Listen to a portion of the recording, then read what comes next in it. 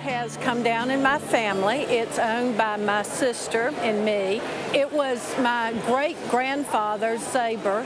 He was at Annapolis when the Civil War broke out, joined the Confederate Navy, and this was his dress saber.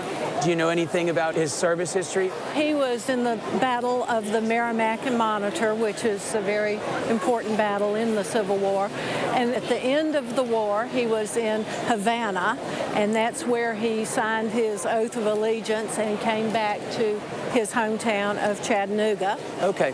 Well, this is, in fact, a Confederate naval officer's sword. It's based on a British pattern for the Royal Navy.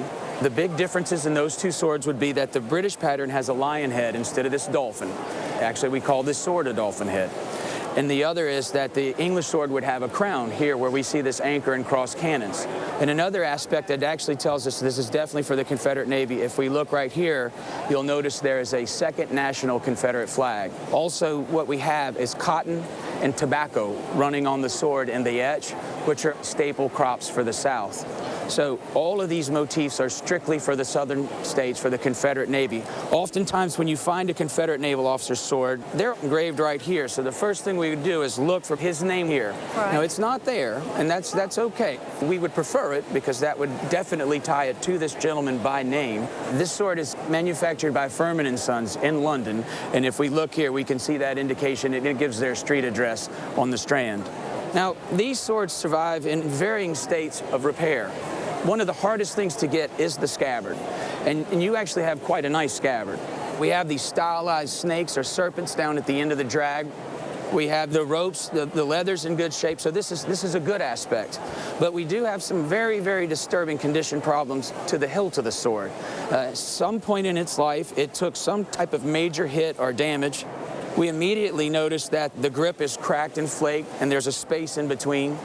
We take it and we turn it over, and we see that the entire counter guard has been knocked off or smashed, and it's actually broken off a piece of the sword itself.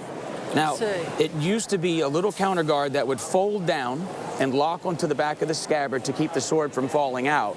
Or also, it helped in keeping the sword guard from pushing against your side if it were all the way open. The sword has actually slipped out of its groove where the tang would start. It originally sat on top of the blade ridge here. Okay. So we've got some very, very serious damage. But interestingly enough, even though this is in quite a state of disrepair, it's still so very rare. It's the first one that we've seen in the entire time that I've been doing the show in any state of condition. Wow. And as a result of that, because of its rarity, I would want $25,000 for it, even damaged the way that it is.